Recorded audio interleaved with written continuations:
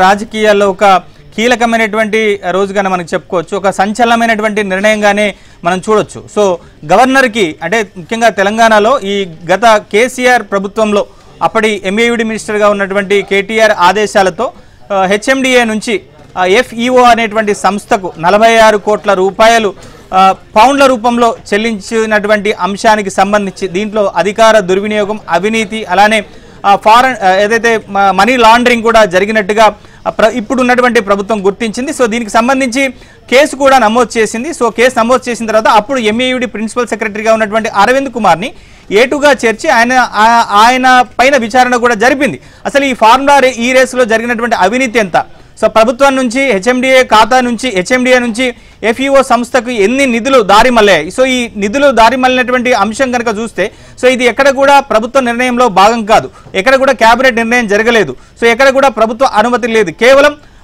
కేవలం కేటీఆర్ తన వాట్సాప్లో అరవింద్ కుమార్ని ఆదేశిస్తే ఆయన 46 కోట్ల రూపాయలు ఎఫ్ఈఓ అనేటువంటి సంస్థకు పౌండ్ల రూపంలో చెల్లించినటువంటి అంశాన్ని రేవంత్ రెడ్డి సర్కార్ అధికారంలోకి వచ్చిన తర్వాత దీన్ని బయటపెట్టింది. సో ఈ అంశం మీద విజిలెన్స్ ఎంక్వైరీ జరిగింది, ఏసీబీ విచారణ జరిగింది, అరవింద్ కుమార్ని పలు దఫాలుగా విచారణ జరిపారు. విచారణ జరిపినటువంటి నేపథ్యంలో సో జరిగినటువంటి వ్యవహారం అంతా కూడా ఆయన పూర్తిగా వెల్లడించారు. సో ఆ తర్వాత ఈ హెచ్ఎండిఏకి సంబంధించినటువంటి చీఫ్ ఇంజనీర్గా పనిచేసినటువంటి బిఎల్ఎన్ రెడ్డిని కూడా విచారణ జరిపినటువంటి నేపథ్యంలో సో ఏ రకంగా ఫార్ములా ఈ రేస్ జరిగింది, సో దీంట్లో ఏ రకంగా అవినీతి జరిగింది, ఏ విధంగా నిధుల మళ్లింపు జరిగింది, ఏ విధంగా అక్రమాలు జరిగాయనేటువంటి అన్ని అంశాలను కూడా ఆయన చెప్పారు. సో ఆ తర్వాత కేటీఆర్ని 4 దఫాలుగా అంటే అప్పుడు ఈ హెచ్ఎండిఏ మంత్రిగా ఉన్నటువంటి కేటీఆర్ సో ఆయన ఆదేశాల మేరకే నిధుల మళ్లింపు జరిగింది కాబట్టి 4 దఫాలుగా కేటీఆర్ని విచారణ జరిపారు. సో ఆ తర్వాత దీనికి సంబంధించి ఎందుకంటే కేటీఆర్ ఒక ప్రజాప్రతినిధిగా ఉన్నారు, సో ఒక పార్టీకి వర్కింగ్ ప్రెసిడెంట్గా ఉన్నారు,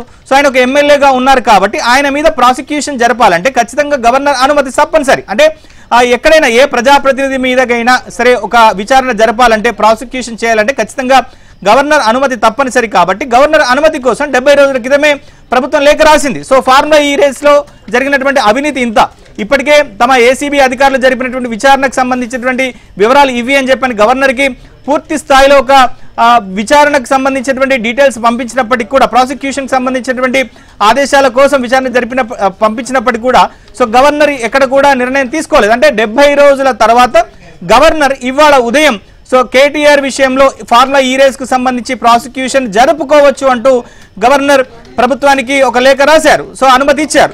సో ఇప్పటిక ప్రభుత్వం ఏం చేయబోతోంది, ఎందుకంటే దీనికి సంబంధించి ఒక పూర్తి వివరాలను ఇప్పటికే ప్రభుత్వం వెల్లడించింది. అవినీతి ఒక్కటే కాదు, సో దీంట్లో క్విడ్ ప్రోకో ఎలా జరిగిందనేటువంటి అంశాన్ని కూడా ప్రభుత్వం బయటపెట్టింది. ఎందుకంటే సో 2023 అసెంబ్లీ ఎన్నికల సందర్భంగా ఈ ఫార్ములా ఈ రేసు కాంట్రాక్ట్ దక్కించుకున్నటువంటి గ్రీన్కో సంస్థతో పాటుగా ఇతర సంస్థలు సో బీఆర్ఎస్ పార్టీకి సంబంధించి డివిడెండ్ల రూపంలో ఎన్నికల ఎలక్ట్రల్ బాండ్ల రూపంలో దాదాపుగా 46 కోట్ల రూపాయలు బీఆర్ఎస్ పార్టీకి ఈ సంస్థలన్నీ కూడా కట్టబెట్టాయి. అంటే ఒక క్విడ్ ప్రోకో, సో నువ్వు ఇది చేస్తే నీకు ఇది సాయం చేస్తా అనేటువంటి రీతిలో సో ఇటు ఆ సంస్థలకి అలానే బీఆర్ఎస్ పార్టీకి మధ్య జరిగినటువంటి క్విడ్ ప్రోకోని ఇప్పుడున్నటువంటి ప్రభుత్వం బయటపెట్టింది. అనేది దీంట్లో పూర్తిగా అవినీతి జరిగింది, ఒక క్విడ్ ప్రోకో జరిగింది. సో ఎక్కడ కూడా కేబినెట్ నిబంధనలు కేబినెట్ నిర్ణయాన్ని ఎక్కడ కూడా ఫాలో కాలేదు. సో ఎక్కడ కూడా అంటే ప్రభుత్వ అనుమతులు కూడా లేవు. మరోవైపు ఒక విదేశీ సంస్థకి ఇక్కడి నుంచి నిధులు చెల్లించాలంటే ఒక ఆర్బీఐ గైడ్లైన్స్ ప్రకారం నిధులను మళ్లించాలి. సో ఇవేవి కూడా జరగలేదు కాబట్టి ఇది పూర్తిగా అవినీతిపరమైనటువంటి చర్య అని చెప్పేసి ఇటు ఏసీబీ అధికారులు నిగ్గుదేల్చారు. సో దానిలో భాగంగా కేటీఆర్ను కూడా 4 సార్లు విచారణ కూడా జరిపారు. సో ఈ సందర్భంగా కేటీఆర్ స్పష్టం చేశారు, సో దీనికి పూర్తి బాధ్యత నాదే, తన ఆదేశాల మేరకే నిధుల మళ్లింపు జరిగింది, సో దీంట్లో ఏ రకమైనటువంటి పరిణామాలైనా తాను ఎదుర్కొనేందుకు సిద్ధంగా ఉన్నానని చెప్పేసి కేటీఆర్ చెప్పారు. సో మరోవైపు బీఆర్ఎస్ సమావేశాల్లో కూడా చెప్పారు, తన అరెస్టు తథ్యం ఖచ్చితంగా తనను రేవంత్ రెడ్డి సర్కార్ జైలుకు పంపిస్తుంది. సో జైలుకు పంపించినా కానీ తాను భయపడేది లేదు, ఒకవేళ జైలుకు వెళ్ళినా కానీ తాను ఆరోగ్యంగా మానసికంగా ఫిట్ అయి బయటికి వస్తానని చెప్పేసి కూడా కేటీఆర్ గతంలో అనేక మార్లు చెప్పారు. సో 70 రోజుల తర్వాత గవర్నర్ తీసుకున్నటువంటి నిర్ణయం తర్వాత ఇక ప్రభుత్వం ఏం చేయబోతుంది, ఎందుకంటే సో తెలంగాణలో గడిచిన ఒక ఏడాదిగా అనేక పరిణామాలు జరిగాయి. సో ఇటు కాళేశ్వరం ప్రాజెక్టుకు సంబంధించి విచారణ జరిగింది, ప్రభుత్వానికి నివేదిక ఇచ్చింది. సో కాళేశ్వరం ప్రాజెక్టుకు సంబంధించి ఇటు కేంద్ర ప్రభుత్వం చేతిలోనే రేవంత్ రెడ్డి సర్కార్ పెట్టింది, సిబిఐ విచారణకు ఆదేశించింది, సిబిఐ చర్యలను ప్రభుత్వం కోరింది. సో ఇప్పటికే కాళేశ్వరం విచారణ జరపాలంటే కేంద్ర ప్రభుత్వం ఆధీనంలో ఉన్నటువంటి సిబిఐ విచారణ జరిపించాలి. సో కానీ సిబిఐ ఇప్పటి వరకు దీనికి సంబంధించి ఒక అడుగు కూడా ముందుకు వేసినటువంటి పరిస్థితి లేదు. మరోవైపు ఫోన్ ట్యాపింగ్ సంబంధించినటువంటి విచారణ కూడా అంశం మీద కూడా విచారణ జరిగింది.